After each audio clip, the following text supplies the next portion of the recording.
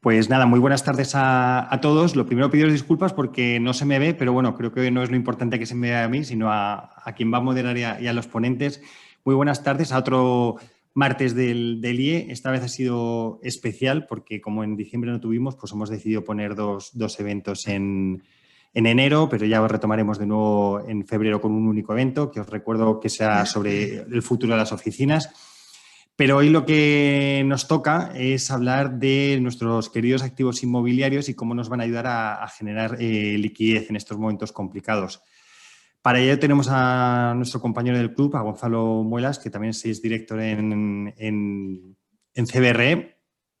Y simplemente pues comentaros antes de darle ya paso a Gonzalo, como siempre, que las preguntas las podéis hacer a través de Slido, de acuerdo, con el hashtag IELiquidez, lo pondré ahora en el chat.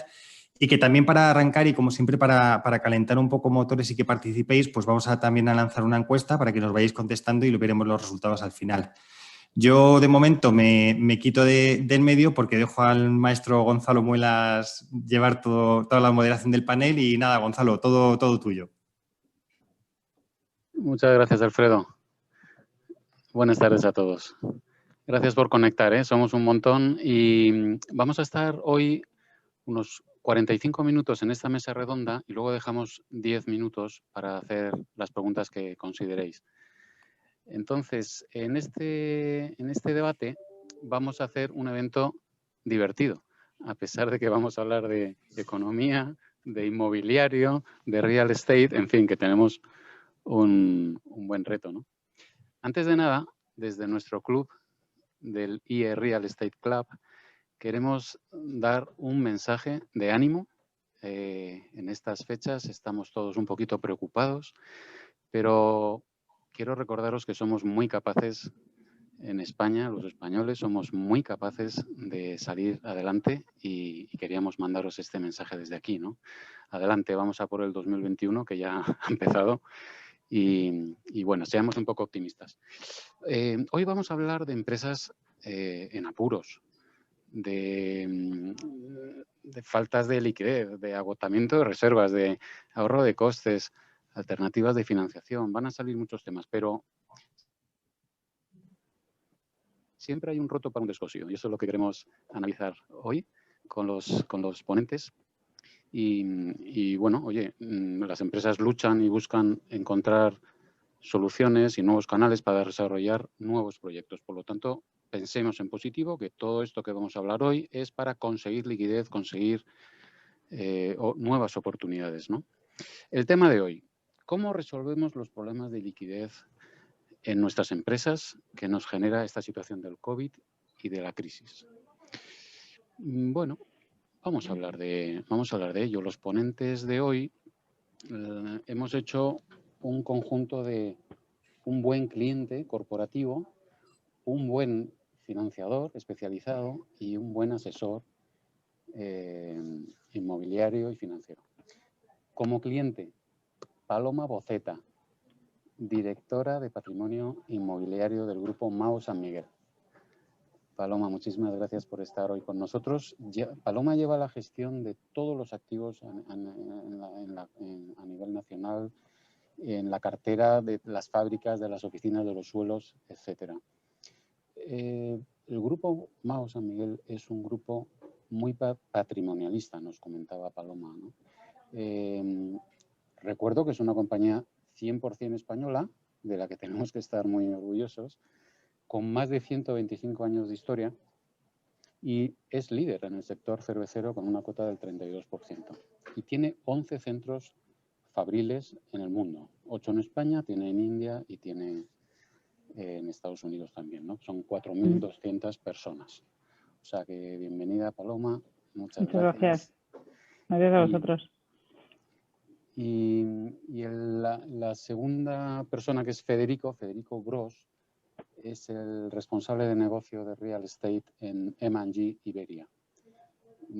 Tiene 4 años de experiencia en este puesto, concretamente ahora, aunque Federico lleva 20 años en el sector.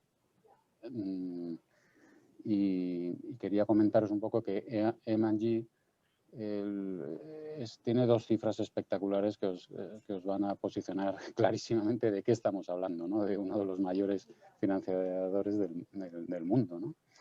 Entonces, esta parte de real estate es la división de inversión inmobiliaria de M&G.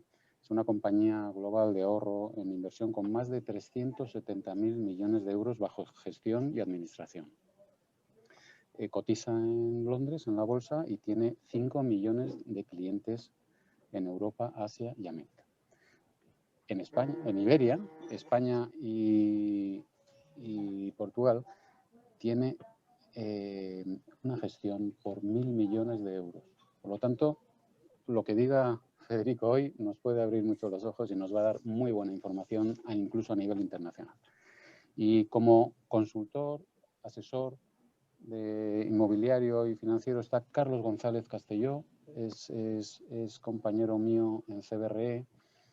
Él es el director de la parte de consultoría y monetización dentro del área de valoraciones. Y bueno, pues sobre CBRE, es una consultora inmobiliaria importante en el mundo, cotiza en Estados Unidos, tiene 180 países con oficina y son más de 80.000 empleados, ¿no? Muy centrado en toda la parte de consultoría inmobiliaria, transacción, financiación y cada vez más en servicios de externalización. Entonces, dicho esto, bienvenidos Carlos y Federico, que no os había dicho nada. Yo me ha presentado Alfredo, soy Gonzalo Muelas, director de Sales Management, que llamamos en CBRE, y soy vocal y tesorero del club. Vamos al tema. Generando liquidez a través de activos inmobiliarios. La definición de monetización, hemos hecho aquí un resumen. Monetización es una estrategia para generar liquidez y afrontar inversiones, desarrollo de negocio o eventos de liquidez financiera. Pues con esto hacemos el debate de hoy. Lo separamos en 3 bloques. Primer bloque, ¿cómo ha afectado el COVID a la situación financiera de las empresas? Segundo bloque, alternativas y soluciones. Y tercer bloque, vuestras preguntas. Irlas apuntando en la herramienta que ha dicho Alfredo y luego las vamos viendo. La primera pregunta que os haría, compañeros y ponentes de la mesa de hoy, ¿cómo ha afectado el COVID al patrimonio de las corporaciones? Valoración de patrimonio, compañías cotizadas, desinversión, reducción de rentas, bonificaciones a propietarios, inquilinos. ¿Cómo ha afectado esto? Paloma, quizá, o si queréis os vamos dando turnos de preguntas. Bueno, yo creo que la situación que hemos vivido nos ha hecho a todos hacer una revisión presupuestaria en el año 2020 y rehacer el presupuesto, básicamente, en el mes de marzo-abril. Y eso ha implicado, bueno, pues evidentemente un recorte de gastos generales y de planteamiento de inversiones, adecuaciones, rehabilitaciones en inmuebles que se han mantenido en los casos, digamos, excepcionales y en todo caso siempre priorizándolos. Pues en nuestro caso a lo que es estrictamente indispensable para el negocio. Lo que puede hacer un generador de renta si tiene un valor que hay que generar en ese inmueble y que es imprescindible. Y luego, bueno, pues estableciendo esas priorizaciones y abriendo un poco la llave a hacer esas actuaciones a medida que la cosa se iba mejorando, ¿no? Que es lo que en realidad pues nos ha pasado, ¿no? Que yo creo que, bueno, pues optimistas, pero también el verano fue bueno y de alguna manera bueno, pues abrimos un poco la llave a ciertas actuaciones y en general a proyectos que se quedaron un poco en stand-by durante este proceso, ¿no?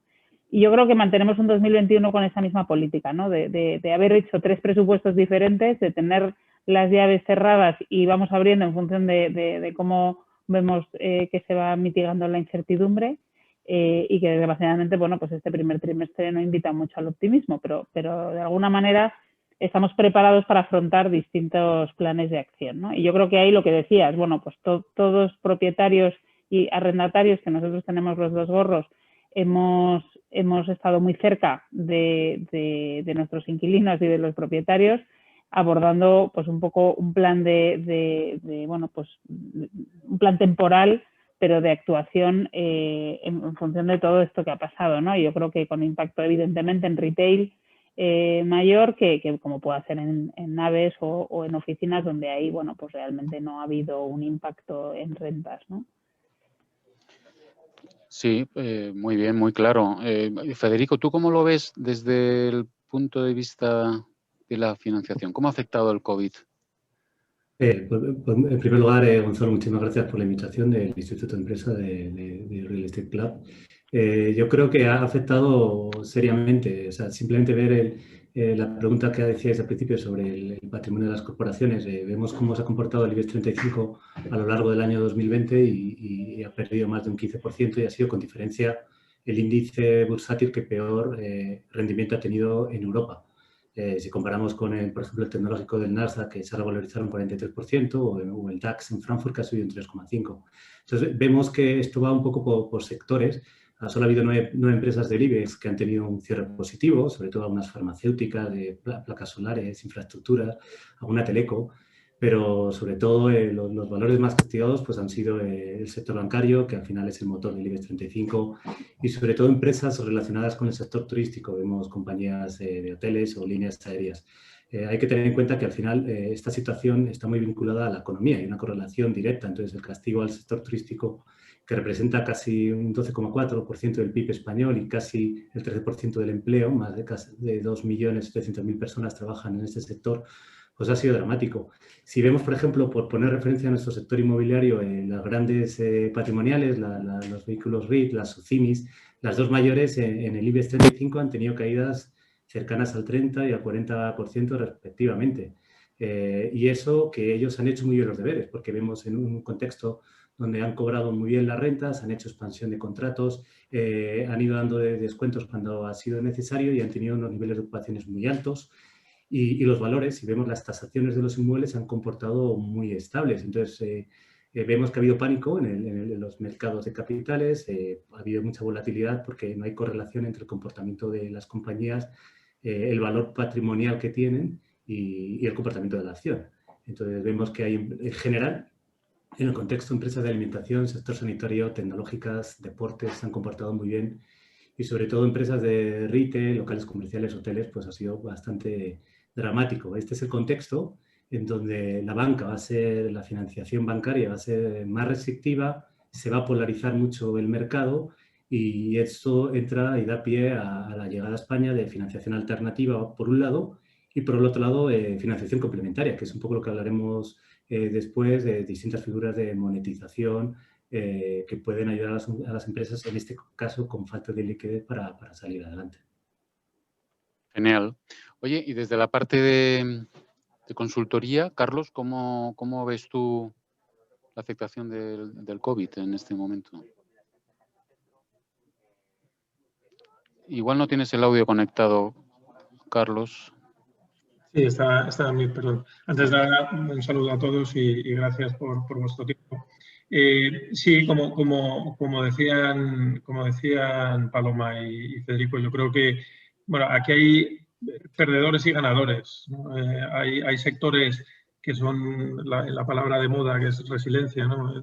Muy resilientes a cualquier tipo de crisis económica, ¿no? Pues el mundo de alimentación, logística, ahora sobre todo por esos nuevos canales online y demás, que están sobrellevando muy bien la crisis.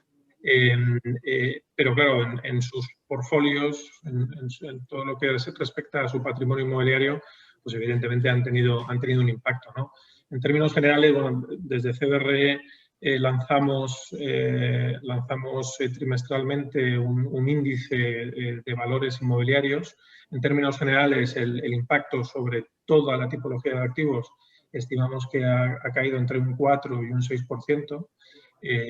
Evidentemente, pues, el sector logístico se ha mantenido flat, incluso con algunas subidas, pero donde más se ha producido un deterioro pues, ha sido en centros comerciales, en toda la parte de retail, donde pues, el impacto incluso está cerca del doble dígito.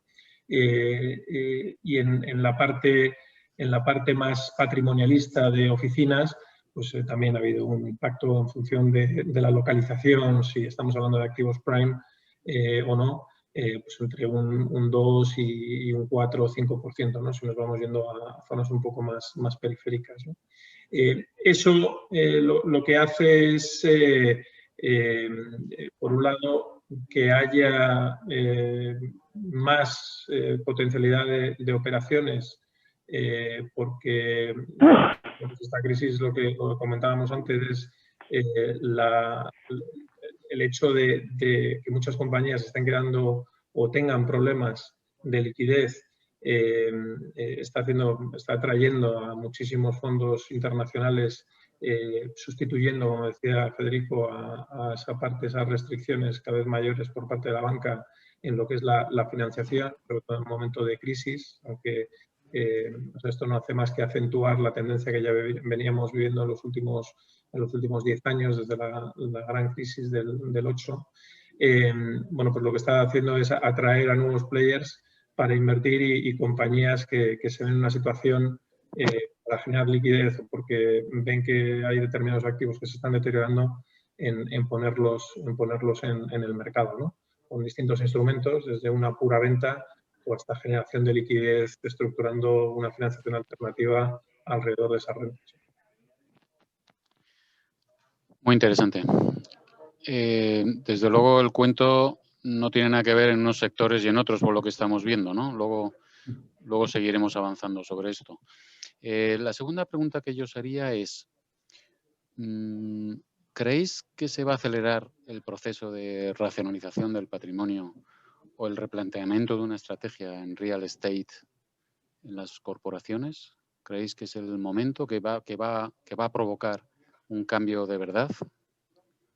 Yo, si me permite, Gonzalo, responder a la pregunta, estoy convencido de ello. Yo creo que aquí hay una variable muy importante, que es la inmunización de la población contra la pandemia. Es una de las claves para que la economía pueda remontar. Y, de hecho, todos los rangos de recuperación del PIB que fluctúan desde bajos 4 hasta 8%, están muy vinculados a lograr que haya una inmunización de al menos el 80% de la población. Se hablaba hace tiempo, antes de verano, al ritmo de vacunación es difícil que lleguemos hasta durante el año 2021. Entonces, en este contexto, donde muchas empresas van a tener problemas de liquidez, yo creo que la monetización es una estrategia fundamental para generar liquidez, es una de ellas. Pero me gustaría aprovechar para mencionar que lo importante aquí no solo es en los momentos de liquidez. Yo creo que estos instrumentos existen en cualquier momento del ciclo, con o sin crisis, y que muchísimas veces yo creo que las corporaciones, y yo creo que ese es el debate y las cuestiones que se tienen que hacer internamente, es que debería haber un equilibrio entre el uso a veces excesivo del capital de los accionistas para tener patrimonio que no es necesario. Muchas veces el retorno de ese capital lo pueden obtener centrando sus recursos en su propio negocio y no tener tanto patrimonio. Entonces, es un debate que tienen que tener, y existen modelos financieros que ayudan a saber hasta qué punto tienes que tener activos en propiedad o activos en alquiler. Entonces, tienes que jugar con las variables de flexibilidad, de liquidez, hay temas fiscales y financieros, etcétera. También muchas veces el management en las compañías muchas veces pueden maquillar una cuenta de resultados con la venta de un activo. Entonces, también hay que evitar esas tentaciones del management. Entonces, al final, los accionistas tienen que proteger su valor, y entonces yo creo que es fundamental que haya una estrategia clara. O sea, por ejemplo, unos headquarters de una corporación que sea estratégico y donde haya planes de expansión y tenga sentido inmobiliario recuperar valor, puede ser importante tener activos en el balance, pero si son activos no estratégicos, por ejemplo, un retailer, normalmente sus oficinas o ciertos centros logísticos a lo mejor pueden no ser tan estratégicos, a lo mejor tiene más sentido que sean de alquiler. Entonces, yo creo que ese debate se lo tienen que hacer las corporaciones en cualquier momento del ciclo, pero sin lugar a dudas, en estos momentos creo que se va a acelerar, porque indudablemente ahora hay 750.000 personas dependiendo de ERTEs, se han extendido en el día de hoy hasta mayo, hasta el fin del estado de alarma, pero no cuentan en esos rangos de paro que van a fluctuar entre el 17 y el 20%. Entonces, esto puede ser un drama si esto se alarga en el tiempo y la inmunización no se consigue antes de verano, que en principio parece ser que no. Entonces, yo creo que vamos a ver estas cuestiones muy encima de la mesa y las corporaciones se las tienen que plantear sí o sí. Sí, aquí tenemos un hándicap en la cultura de las corporaciones españolas, ¿no? Y la cultura un poco familiar de las corporaciones, que es más de tener patrimonio propio y quizá ahí ahora hablemos de fórmulas en la que no se pierde la propiedad, pero desde luego me consta que en España, frente a otros países que van un poco por delante, sí que tenemos problema para esto que estás comentando, ¿no? ¿Qué os parece a vosotros sobre la velocidad de acelerar la racionalización de patrimonio y estrategias de real estate, Paloma y Carlos? ¿Qué os parece? Sí, Paloma, si quieres. Paloma no tiene el audio conectado. Perdón. Vale. Sí, perdón. No, que efectivamente yo creo que tenemos un tema cultural, ¿no? De una cultura muy patrimonialista, ¿no? En general todos, ¿no? Y las grandes corporaciones, y en concreto Maus San Miguel, que no deja de proceder de origen familiar y es una empresa con una mirada a largo plazo, con muchos años de historia y que al final lo que ha visto es el fruto de tener ese patrimonio, ¿no? O sea, nosotros acabamos de desinvertir todas las parcelas resultantes de Mau Calderón, bueno, pues en un tema urbanístico que nos ha costado más de 25 años que viera la luz, y porque han tenido la paciencia y la capacidad de poder aguantarlo y de no tenerlo en el balance ni en el negocio de la compañía. O sea, estando en el balance de la compañía no era un activo esencial ni se consideraba crítico para el negocio, con lo cual, pues con esa paciencia infinita hemos visto la luz ahora, ¿no? Bueno, lo podemos haber vendido sin esa tramitación urbanística, pero entonces, bueno, pues el riesgo y el precio que hubiéramos conseguido hubiera sido muy inferior, ¿no? Con lo cual, bueno, pues a veces es difícil plantear estos planteamientos de monetización y de obtener liquidez cuando la historia te dice que, oye, que habiendo aguantado hemos conseguido esto ahora, ¿no? O sea, y no en otro momento, ¿no? Este es un ejemplo muy específico, ¿no? Pero sí que es verdad que se aplica quizá a otro tipo de activos y ahí vas a lo mejor a los activos más esenciales o críticos para el negocio, como puede ser en nuestro caso los centros de producción, los manantiales, los almacenes más críticos para nuestro negocio, que vemos como, bueno, pues activos esenciales, ¿no? Yo desde luego creo que es muy interesante y que hay mucho perfil de empresas patrimonialistas en este país que tienen que cambiar un poco ese planteamiento y que algunas lo han ido cambiando a medida que han avanzado en su desarrollo, ¿no? O sea, y muchas cotizadas hoteleras pues han visto obligadas a vender por la penalización que tenían, ¿no? No quizá por el espíritu, sino por la penalización que tenían el tener los activos en propiedad, ¿no? Con lo cual yo creo que vamos, que es del todo de actualidad y que tenemos que tener planteados estos planteamientos y estos planes porque, bueno, los, digamos, profesionales de las compañías es nuestra obligación hacerlo. Las decisiones, pues luego, pues las toman los accionistas y ya eso, pues tienen otros matices, ¿no? Pero sí que es verdad que es importante contar con buenos profesionales para poder abordar estos estudios y tener preparados esos planteamientos. Qué bueno, Paloma. Oye, quería recordaros que la pregunta que hacemos para luego hacer encuesta es si habéis iniciado en vuestras corporaciones algún tipo de iniciativa para conseguir liquidez en vuestras empresas. Esto lo tenéis que hacer a través del Slido y que ahí mismo vienen las instrucciones en nuestro chat para poder contestar a estas preguntas y luego, porque claro, la respuesta es, pues sí, hemos hecho alguna acción, no, sí en un corto plazo o de momento no pensamos en ello. Son 4 posibles respuestas a esta pregunta de si estamos reaccionando, ¿no? Carlos, sobre esta parte, ¿tú crees que las corporaciones con las que tú estás en contacto y estás hablando están preparadas para hacer un cambio, una reacción en la parte de real estate, en su estrategia? Sí, bueno, sorprendentemente pensábamos que digamos, la urgencia iba a ser mayor por parte de las compañías. Yo creo que la situación, este pseudo dopaje en el que estamos en la economía con los ERTEs que comentábamos antes, con los ICOs, con las moratorias hipotecarias, están dando, bueno, pues un balón de oxígeno importantísimo a las compañías y es esencial. Y es quizás lo que está dilatando en algunos casos una toma de decisión un poquito más acelerada o más drástica, ¿no? Ayer, concretamente, me sorprendió mucho una compañía que además, bueno, nos han llamado expresamente ellos. Yo no la conocía. No puedo decir el nombre, obviamente, pero estamos hablando de una compañía de 1.500 millones de facturación del sector de frescos, zumos y también está en el sector de flores. Vamos, es un imperio espectacular con un crecimiento en los últimos años, por lo que nos estuvo diciendo la dirección, de doble dígito anual. Y bueno, nos hablaban de un caso concreto, bueno, quieren construir el tercer centro de operaciones que tienen en Inglaterra, que es uno de sus principales mercados.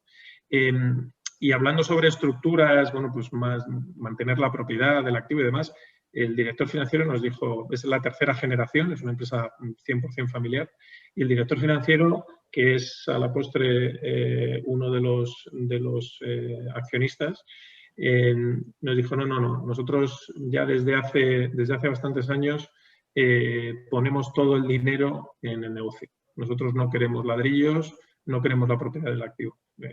Queremos alguien que nos lo construya, nos lo financie a 15, 18 años aproximadamente y no lo queremos meter en el balance, ¿no? Y es una empresa murciana, pero bueno, con un management muy sofisticado, como decía, ya es la tercera generación, gente que ha estudiado fuera, y me sorprendió mucho ese cambio de mentalidad, ¿no? Que en otras ocasiones con grandes compañías te encuentras que quieren mantener la propiedad de los activos porque lo consideran como algo, bueno, pues que lo han construido casi ellos, ¿no? Con sus propias manos, lo cual, bueno, pues es verdad que es muy, muy sentimental, pero bueno, hay otras herramientas, ¿no? Para no tener que vender y generar liquidez que te ayude en el negocio, ¿no? Y luego es un tema también curioso que bueno, pues, como comentábamos inicialmente, no solo la monetización es válida como estrategia para una situación de crisis, ¿no? Como la actual, ¿no? Nosotros, por ejemplo, es público, no reveló nada. Bueno, pues hicimos en el último trimestre del año una gran operación con Mercadona, en una operación de sale and leaseback con 37 centros comerciales, y Mercadona precisamente, bueno, pues no tiene problemas de liquidez, ¿no? O problemas de irse a un banco a pedir financiación y, sin embargo, bueno, pues optaron por un player institucional, bueno, pues porque tienen una necesidad concreta de inversión muy importante en el desarrollo de su estrategia, ¿no? Pero, en definitiva, a tu pregunta, estamos viendo menos ritmo del que hubiésemos esperado. Yo personalmente pensaba que a partir en el último trimestre íbamos a ver más operaciones y yo creo que esta situación atípica pues nos está, yo creo, ralentizando el timing, pero va a llegar sin lugar a dudas.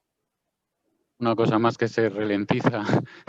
En estos momentos todo se ralentiza. Es una cosa espectacular, ¿no?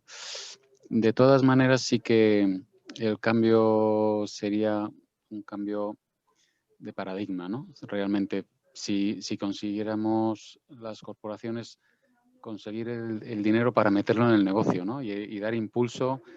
Sí tenemos conversaciones con muchas corporaciones que están haciendo eso, ¿no? Que están lanzando proyectos nuevos, que esto es lo que realmente es el momento en las crisis de hacer esta postura de valentía, y para eso pues están desinvirtiendo en parte de sus activos.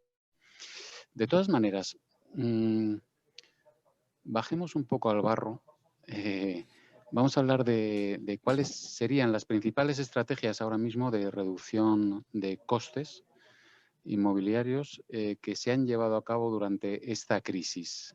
¿Cuáles serían las principales estrategias de reducción de costes? Paloma, tú antes has mencionado que ya habíais hecho cosas y que teníais incluso un plan B para hacer más. ¿Podrías indicarnos un poquito cuáles serían las principales estrategias de reducción de costes? Bueno, ahí se ha afrontado una revisión pues, de gastos de vigilancia, mantenimiento, limpieza, bueno, estandarización, criterios de, bueno, pues al final la localidad es muy buena para muchas cosas, pero luego también, bueno, pues el centralizarlo también tiene muchas ventajas, ¿no? Con lo cual ahí sí que se han hecho revisiones de todos esos conceptos. Luego también se ha estandarizado mucho cómo se actúan en cuanto a mantenimiento y conservación y bueno, gestión técnica, digamos, de intervenciones. Y luego, bueno, pues yo creo que ahí en ese proceso de racionalización aparecen inmuebles que no son estratégicos, que no se consideran que lo van a ser y lógicamente ahí, bueno, pues el planteamiento de venta o de buscar fórmulas de venta de inmuebles, digamos que no son a lo mejor muy líquidos o muy interesantes, pero que hay que abordarlo desde una perspectiva más global, de volumen, y yo creo que ahí sí que bueno, sí que salen oportunidades, ¿no? De revisar cosas que a lo mejor en otro contexto no se hubieran revisado, ¿no? Y luego, bueno, pues yo creo que las negociaciones con inquilinos y en contratos de arrendamiento, pues ahora están en un momento, digamos, casi continuo, porque al final la falta de certidumbre hace que bueno, pues que casi es mejor ir negociando y viendo el contexto para valorar pues las medidas a adoptar, ¿no? O sea que yo creo que bueno, que es un momento de estar muy pendiente, ¿sabes? Y de ser capaz de tener distintas palancas para ir mejorando y optimizando cada día, ¿no? Muy bien. ¿Esto lo ves así, Federico? Sí, lo veo así. Yo creo que más o menos acabamos de hacer 10 meses desde que se empezó esta crisis sanitaria, que nos ha pillado a todos con el pie cambiado. Yo creo que en torno al 13 de marzo, 14 de marzo del año pasado, cuando se declara el estado de alarma, el mismo día yo me estaba tomando un gin tonic en una terraza tranquilamente, era un miércoles, y nos encontramos con esa sorpresa. Yo creo que la gente, aunque veíamos venir que era algo que venía de Asia, siempre era la típica crisis sanitaria, pues que a Europa no llegaría y no llegaría de esa manera. Entonces, aparte de lo que ha mencionado Paloma, yo creo que muchos de los reducción de costes se han producido por sí solos sin ninguna estrategia. Es decir, ha habido despidos, ha habido mucho teletrabajo y eso tiene una consecuencia directa, menos costes de oficinas, no solo porque ha habido renegociaciones de alquileres durante el estado de alarma o ha habido carencias, etcétera, sino también pues, menos gastos de luz, de mantenimiento, de limpieza, etcétera. Las corporaciones han ahorrado mucho dinero, sobre todo las grandes, en restricciones de viajes. La falta de movilidad ha hecho que muchas empresas se hayan ahorrado porque sus empleados no viajan y será un coste ingente que además se nota en el calentamiento del planeta, como ha habido muchas menos emisiones de carbono cero a la atmósfera. Entonces yo creo que no ha dado tiempo a hacer una estrategia clara. Yo creo que el momento es ahora porque muchas financiaciones que hicieron compañías van a vencer, sobre todo las que se cerraron hace 3 o 4 años, financiaciones que se hacen a 4 o 5 años, y muchas compañías van a tener problemas de liquidez. Entonces, pero sí que ha habido también mucha negociación directa de propietario-inquilino y ahí se han reducido costes inmobiliarios, a veces auspiciados desde la administración.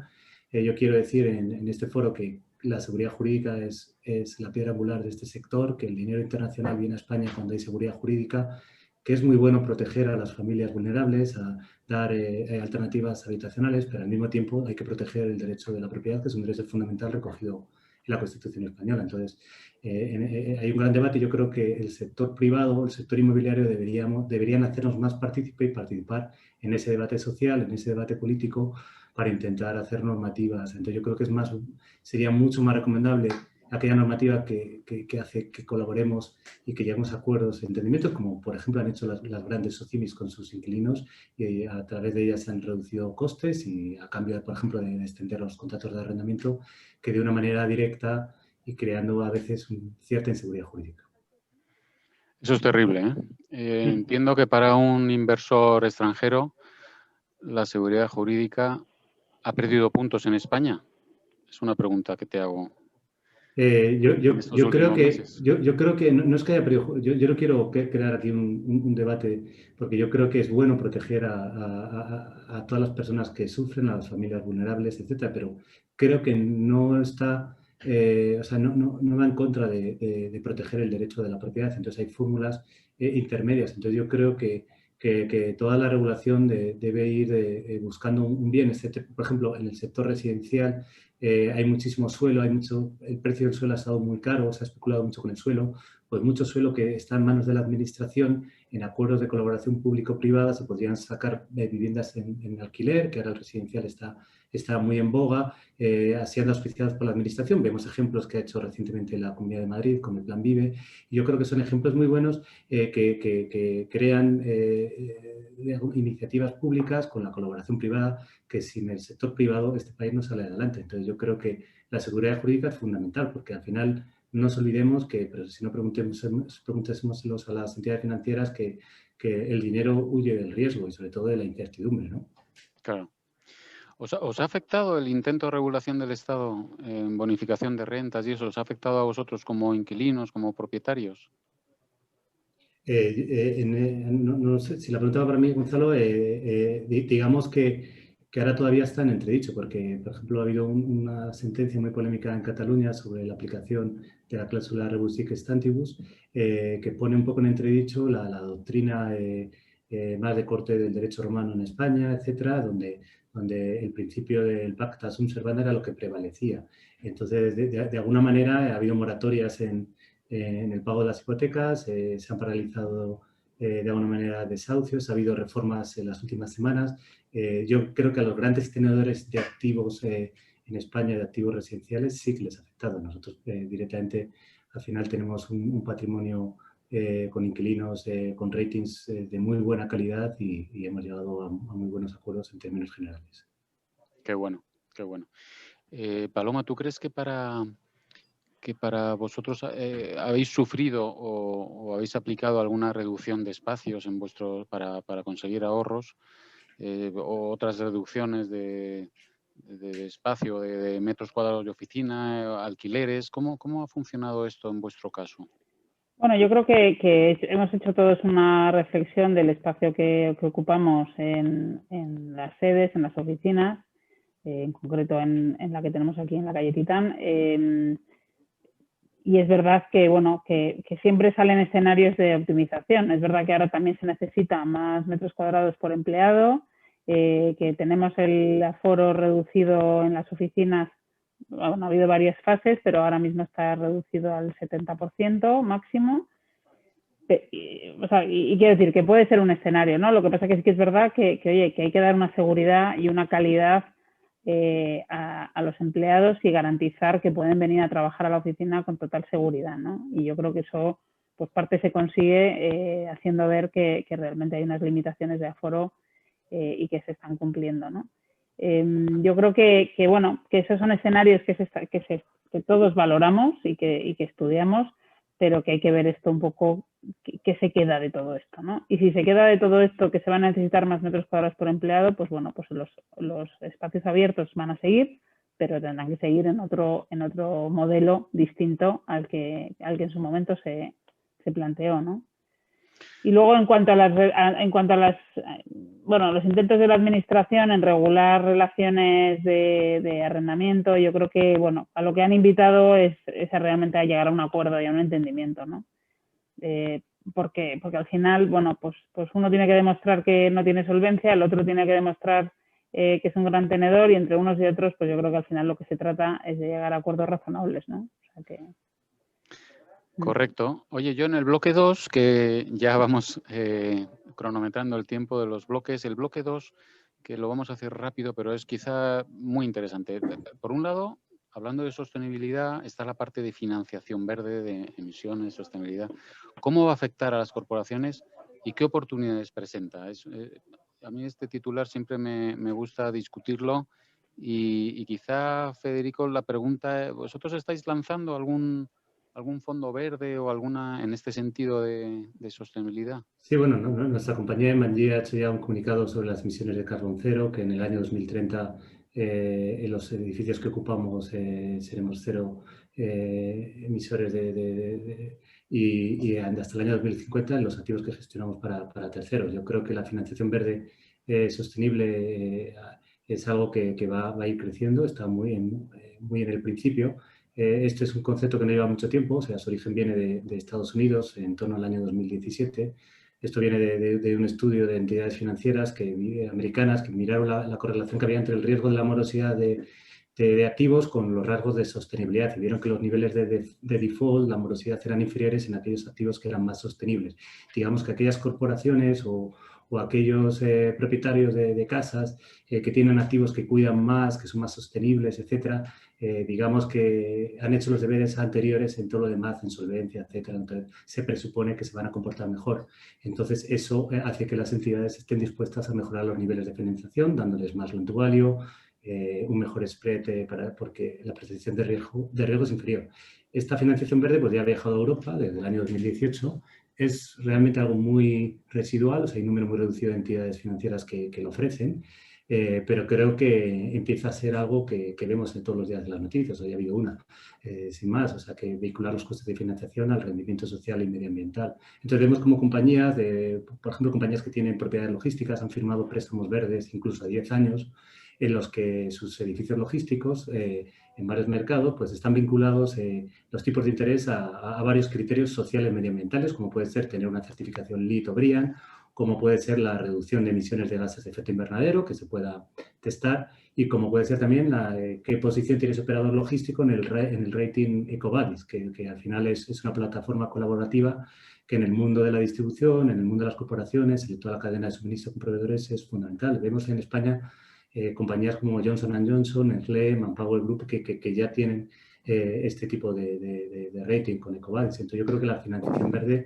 está muy en el inicio, pero es el futuro.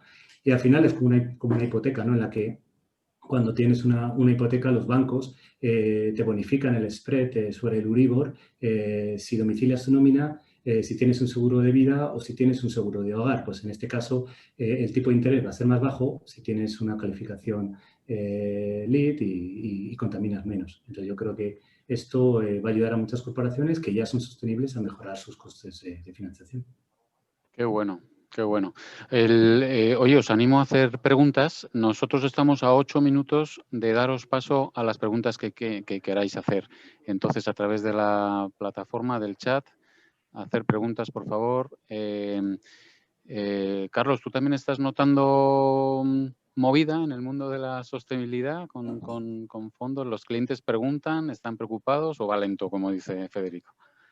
Sí, no, va lento pero seguro. Al final hay una serie de inversores que no invierten únicamente en el activo, sino en el equity de compañías y que uno de los requisitos fundamentales es su compromiso, ¿no? De ESG, ¿no? De responsabilidad social corporativa, medio ambiente y demás, ¿no?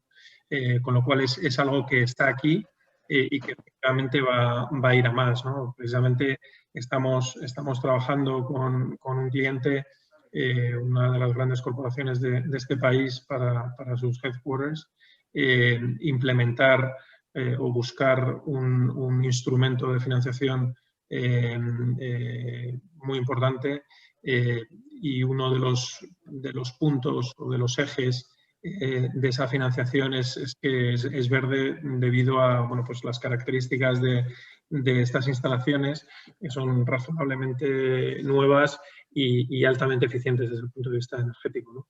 Con lo cual aquí sí que estamos viendo cada vez más actividad y más interés por parte de las compañías y evidentemente también de los inversores. Pero ya no solo es por mejorar también tu mix de deuda o mix de financiación y bajar algo los spreads, sino que también la parte de deuda es un compromiso de sostenibilidad, ¿no? en el largo plazo. Con lo cual es algo que también es importante para la reputación de las grandes corporaciones. Qué bueno. Oye, un tema que nos apetece mucho hablar, a los que no somos expertos, nos gustaría conocer que más allá del sell and leaseback, ¿qué otro tipo de opciones de monetización hay en el mercado?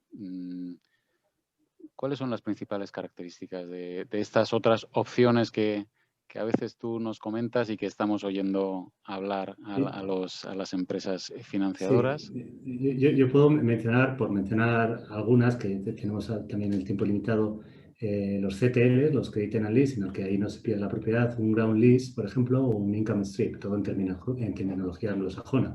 El CTL al final es un producto, es una financiación del inmobiliario, que es un tema híbrido entre lo que es el corporate finance y una financiación de un activo inmobiliario tradicional. Entonces suelen hacer por periodos de en torno a 20 años y aquí normalmente el comprador o la compañía que va a hacer el desarrollo pues al final hace una ignoración de las rentas y también de la hipoteca sobre el activo. Entonces es un híbrido en ese sentido porque digamos que a diferencia de un commercial real estate loan, lo que hace el underwriting está basado no en el property value, sino que está basado en cuál es la calidad crediticia del inquilino, cuál es la estructura del lease agreement y también en los rental payments. Entonces, es otro contexto totalmente distinto en donde ya no tienes que estar ubicado los headquarters de una corporación en el sitio más prime porque el activo se va a revalorizar o no va a perder valor nunca, sino que puedes irte a otros entornos porque por tu actividad es donde quieres estar. Entonces, aquí puedes llegar hasta loan to values del 100%, con una cobertura de deuda de SCR tan baja como un multiplicador de 1, etc. Entonces, son temas que son muy interesantes.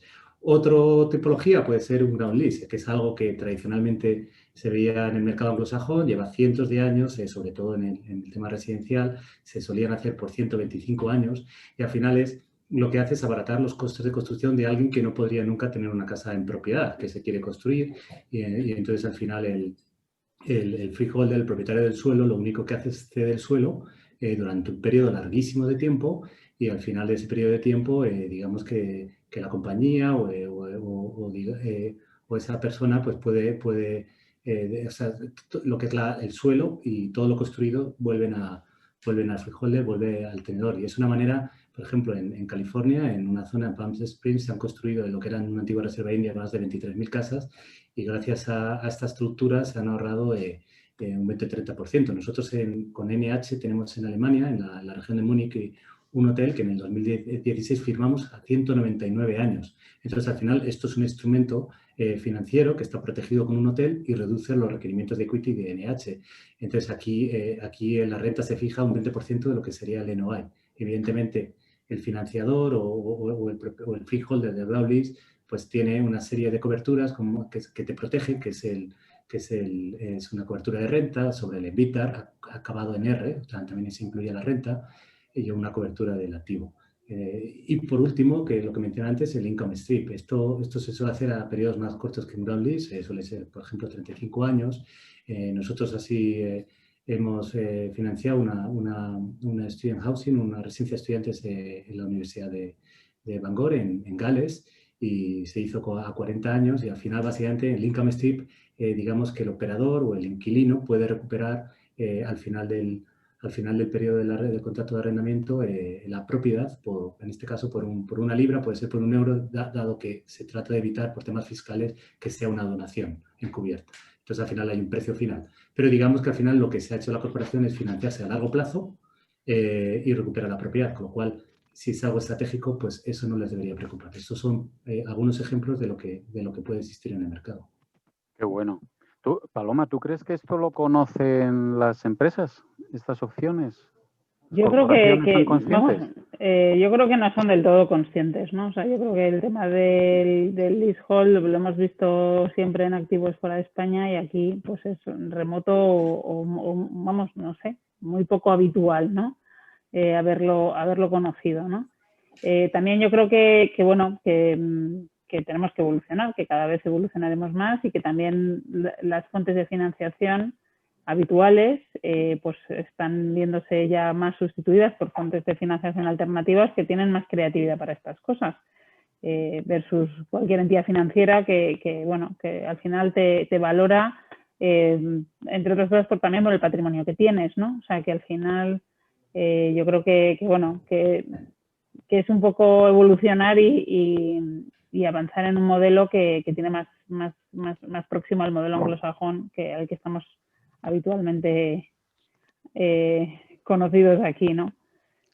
Claro, aquí, Carlos, habrá que hacer una labor un poco de divulgación, ¿no? De evangelización de estos sistemas. Didáctica, sí, ¿no?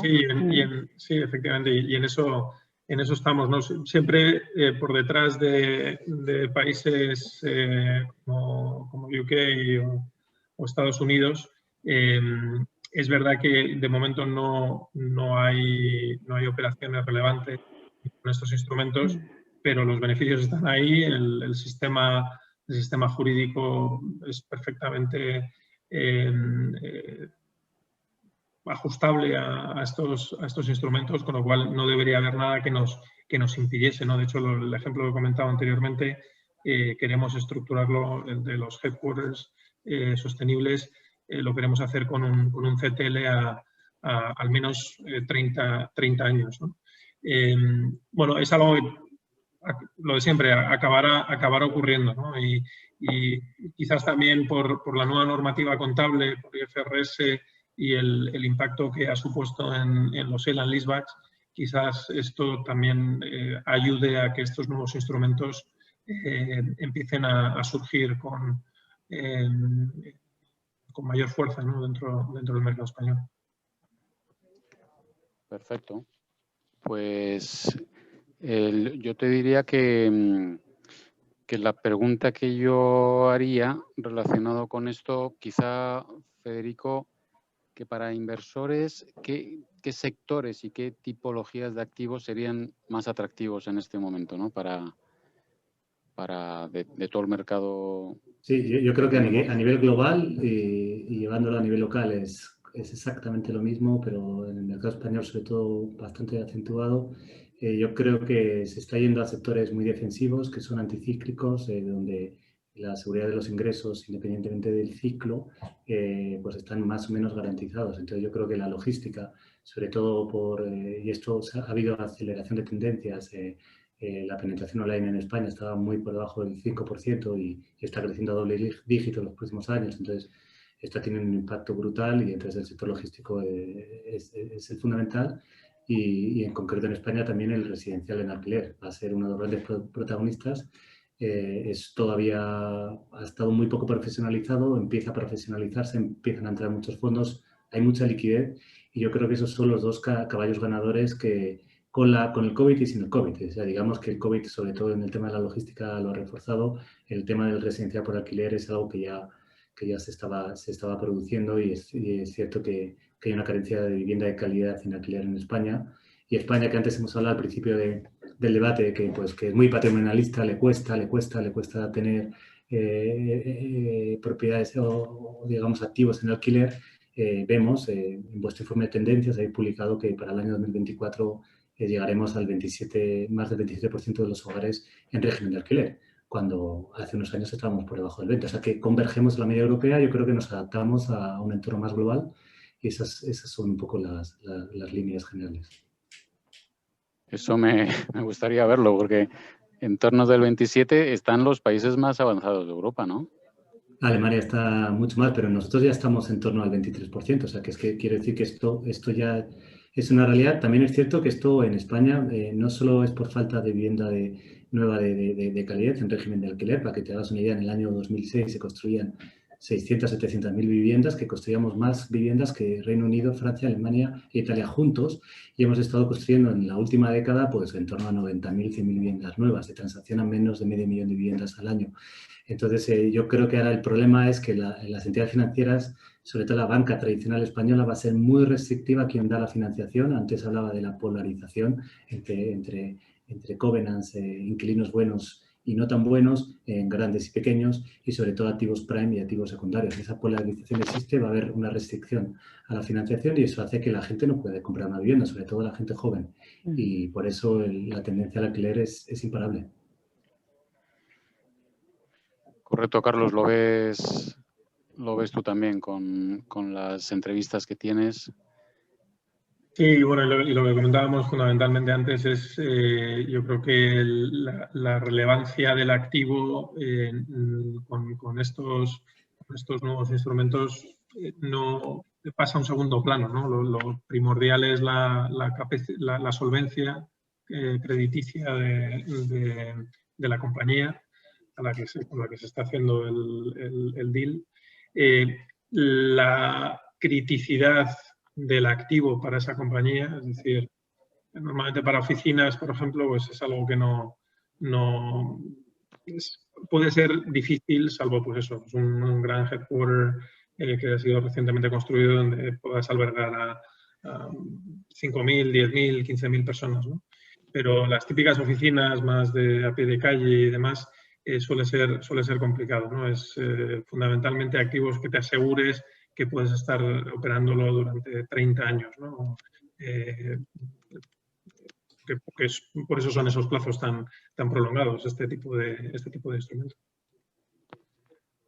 Correcto. Oye, hemos acabado el bloque 2, que era un poco ver las soluciones alternativas que teníamos. Si pasamos al bloque 3, que estamos acabando ya nuestra reunión de hoy, el bloque 3 era preguntas del público.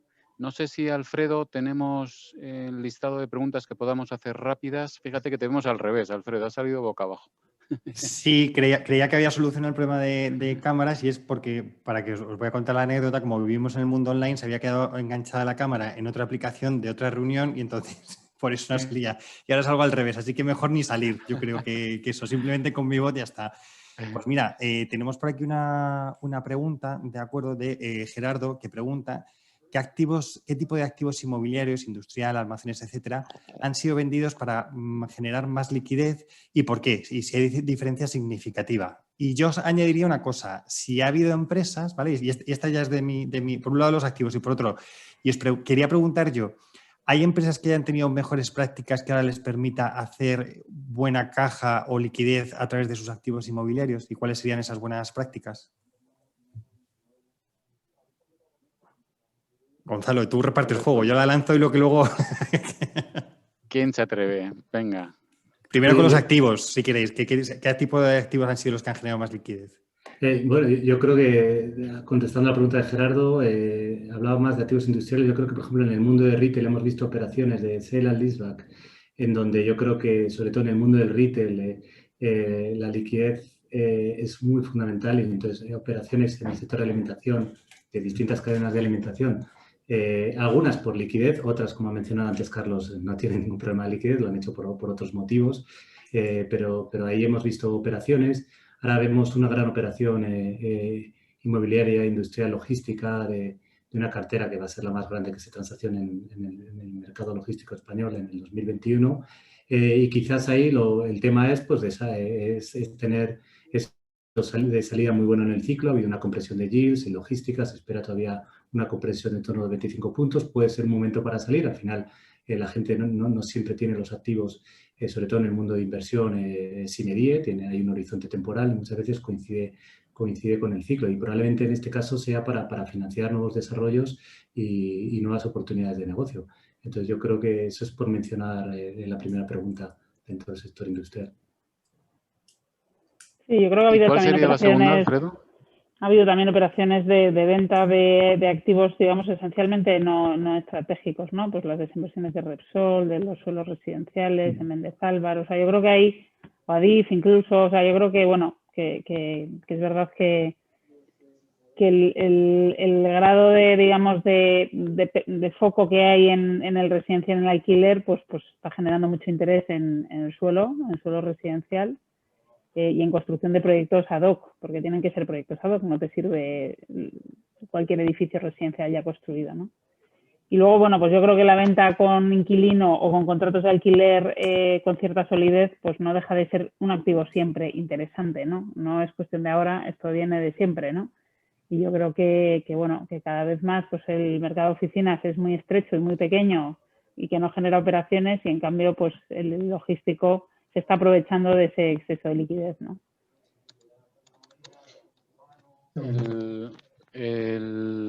Hay una pregunta que hace Juan, que dice: la situación de los ERTEs, con muchas empresas que han hecho acopio de liquidez con los ICOs, las potenciales reservas hipotecarias, etcétera. ¿Cuál creéis que será el timing para comenzar los procesos de monetización masivos en el mercado? Bueno, yo creo que procesos de monetización masivos en el mercado, no sé si los va a haber. Yo creo que no hay cultura en ese sentido de utilizar esos instrumentos que hemos mencionado antes. Es mucho más normal el mercado anglosajón. Es por hablar, por ejemplo, de un dato, la financiación alternativa en España, los fondos de deudas no representan más allá del 15%, cuando vemos que en Estados Unidos están en el 70% o en Alemania y Reino Unido en porcentajes en torno al 30-40%. Entonces yo creo que el sector hotelero, el sector de retail va a tener muchos problemas de liquidez, y ahí sí que vamos a ver operaciones, fundamentalmente lo conocido en España son operaciones de sale and leaseback, donde van a sacar patrimonio de su balance para financiar sus operaciones, dado que un hotel tiene cerrada la financiación con una entidad bancaria. Vete a cualquier entidad bancaria española siendo propietario de hoteles a financiar un hotel en problemas y no te van a dar financiación. Entonces, este tipo, ahí es donde puede haber un mercado más oportunista, pero en general yo creo que hay un gap muy fuerte entre las expectativas de descuento que busca un comprador y lo que está dispuesto a vender un propietario de activos, y por eso ha habido entre otros factores, pero esos son los motivos porque ha habido una bajada en el mercado de capitales del 25% en el año 2020. Pero yo creo que no va a ser tan masivo, salvo que el tema de la inmunización con la vacuna que hablaba antes se extienda en el tiempo. En ese caso la situación puede ser un poco más dramática y entonces el término masivo tenga más sentido. Esa es mi percepción. Perfecto. Alfredo, ¿tenemos más preguntas? ¿Estamos en horario? Sí, estamos todavía en horario. Mira, otra pregunta que nos mandan dice: ¿creéis que el hecho de que el activo de oficinas sean más difíciles de gestionar con leads más cortos y flexibles los va a convertir en menos líquidos?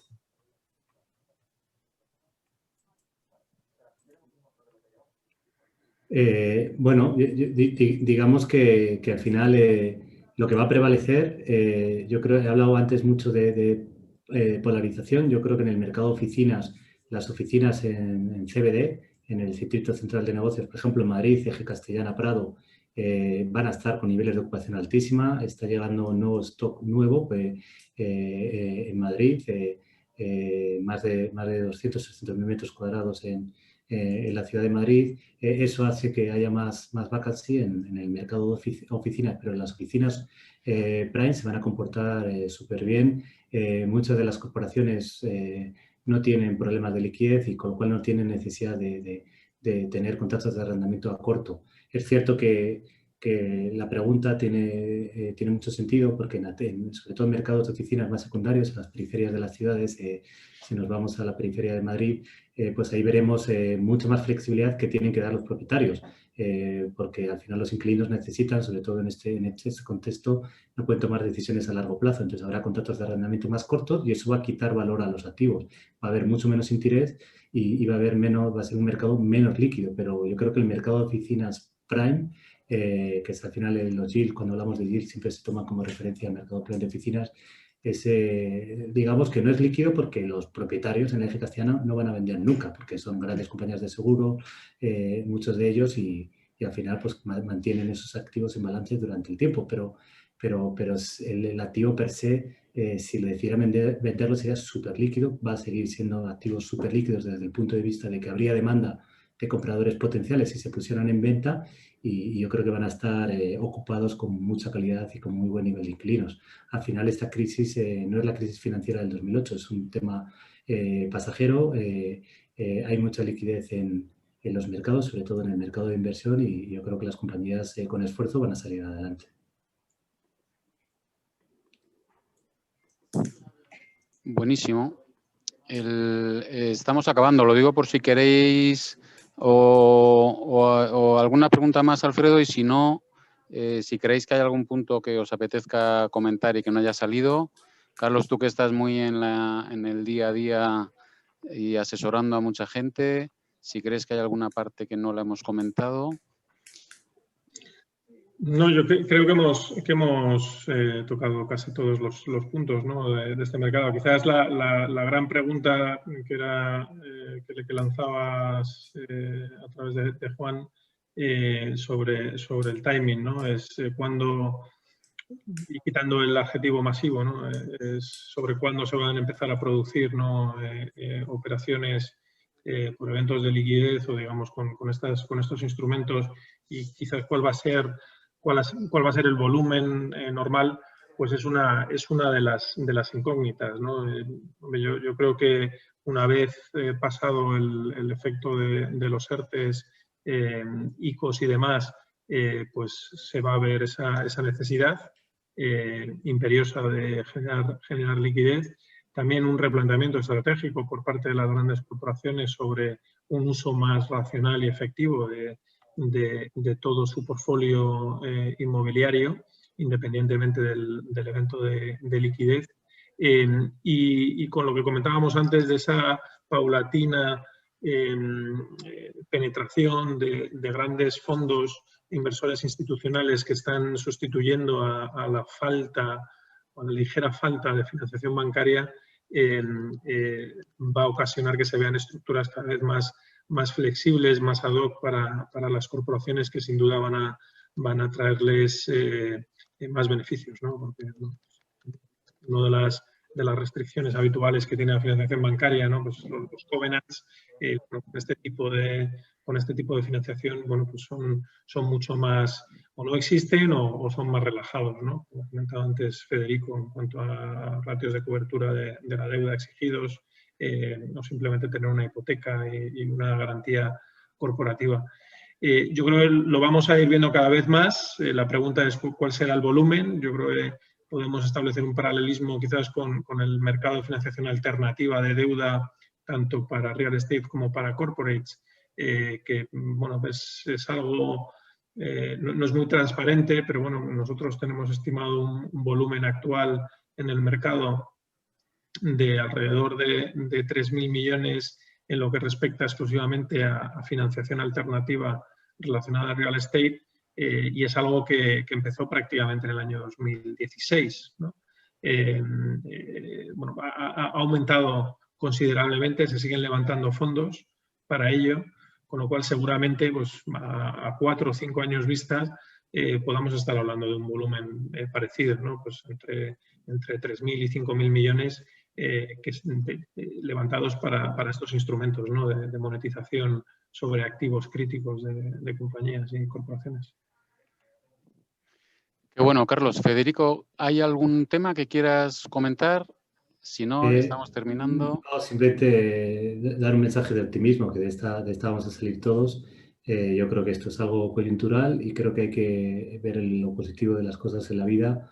Hay lecciones que aprender y yo creo que estos instrumentos de monetización, lo ideal sería que no los estuviéramos debatiendo porque existe liquidez, sino porque realmente las empresas se plantean cuál es la estrategia adecuada de su patrimonio inmobiliario y de manera de dar pues también valor al dinero de sus accionistas. Yo creo que es muy interesante y hay a veces que estas crisis nos hacen reflexionar, pero lanzar un mensaje de optimismo que de esta vamos a salir más fuertes.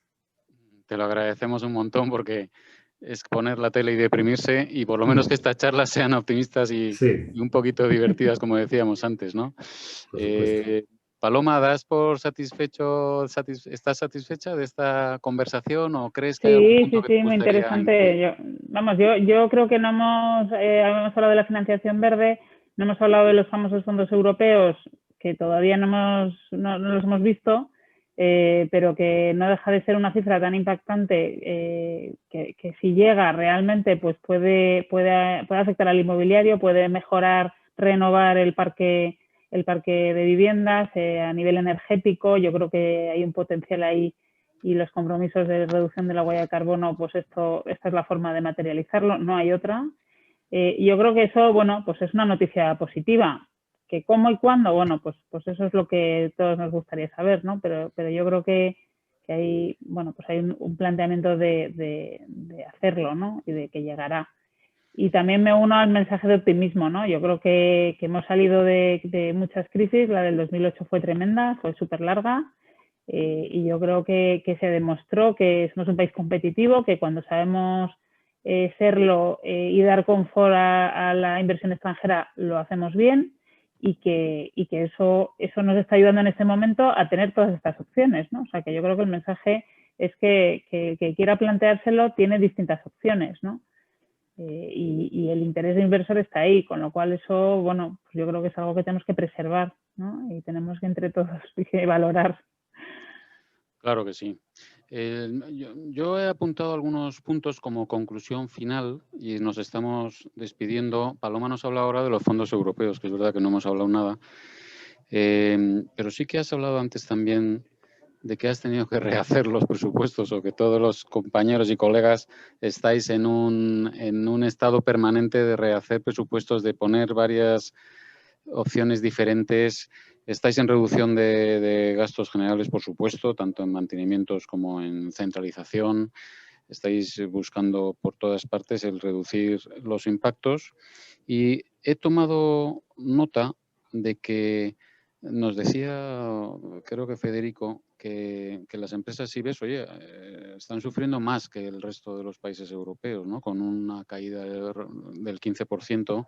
De hecho, solo hay 9 empresas del IBEX que han dado positivo. Incluso en el mundo, hablando del mundo inmobiliario, pues las SOCIMIs españolas grandes han tenido caídas del 30 y del 40%, ¿no? Entonces, los titulares son que, por supuesto, la monetización es clave en la reacción que necesitamos las corporaciones para solventar esta situación. Tenemos un hándicap en nuestra cultura en España con respecto a otros países que conocéis bien, porque somos más patrimonialistas y nos cuesta más el delegar esa propiedad o esas fórmulas diferentes que, aunque no cedas la propiedad, pues de alguna manera estás cediendo temporalmente la misma.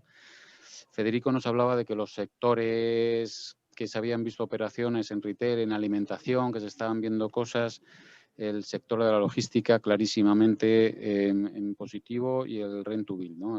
o la vivienda de alquiler como alternativas de inversión muy interesantes. Hemos hablado también de la financiación verde, que desde luego muchos de vosotros os estáis poniendo tanto para el 2030, y Federico nos hablaba del 2050, para tener todos los activos con estas certificaciones, y cada vez se habla más de ello, aunque haga solo 2 años que habéis empezado con este tema, ¿no? Y por último, bueno, las opciones diferentes al sell and leaseback, ¿no? Que nos has comentado, las CTL, las financiaciones híbridas, un poco buscando plazos largos y con una serie de ventajas fiscales. La GL, ¿no? Que nos contabas que hasta 200 años de un contrato estabais negociando, habíais cerrado. Y las income, con las IS, que ya son más fórmulas, más buscando 35, 40 años, nos comentabais que eran fórmulas que debéis de explicar al mercado, a las corporaciones que están ahí, que muchas veces no cedes la propiedad, es un tema temporal, y se nos antoja que es un tema súper interesante, pero que requiere un cambio de cultura, ¿no?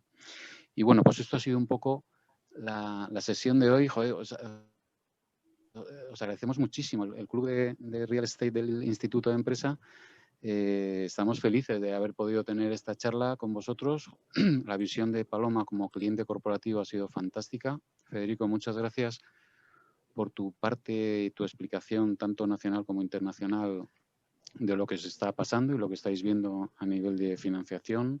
Y Carlos, tu experiencia asesorando a clientes pues nos ha venido genial y os lo agradecemos un montón. Alfredo, si por tu parte no tienes más preguntas de los usuarios. Pues no, pero tengo la gran pregunta. La gran pregunta que era que habíamos dicho al principio de habéis iniciado algún tipo de iniciativa para conseguir liquidez en vuestras empresas. Pues vamos a ir con los resultados, ¿no? Gente que ya está trabajando en ello ha contestado un 33%. No, pero están analizando soluciones que pondrán en práctica en el próximo trimestre un 11%, y la mayoritaria con un 56% es no nos planteamos iniciativas al respecto. Yo, como soy de natural optimista, lo que me gustaría pensar es que afortunadamente las empresas no necesitan esa liquidez, y me gustaría pensar eso, no pensar que a lo mejor es una falta de cultura, pero que en ese caso yo creo que nosotros desde aquí hoy hemos puesto nuestro granito de arena con Gonzalo, con tu moderación y con los 3 ponentes. Oye, yo espero que por lo menos alguno se vaya a la cama con deberes y diga, oye, pues mañana voy a dar una vuelta a esto y a ver qué soluciones encuentro, ¿no? Genial, Alfredo. Oye, muchas gracias a todos y mucho ánimo, como decíais también vosotros. Adelante y nos vemos el tercer martes de febrero, donde es 16. El 16 de febrero, ¿no? ¿De qué va a tratar, Alfredo, esa reunión? Pues del nuevo propósito de las oficinas. Vamos a analizarlo y estamos preparando una mesa muy interesante. Yo creo que va a ser otro tema interesante como el de hoy. Genial. Pues muchas gracias. Un abrazo muy fuerte a todos. Gracias. Venga, hasta luego. Gracias. Hasta luego.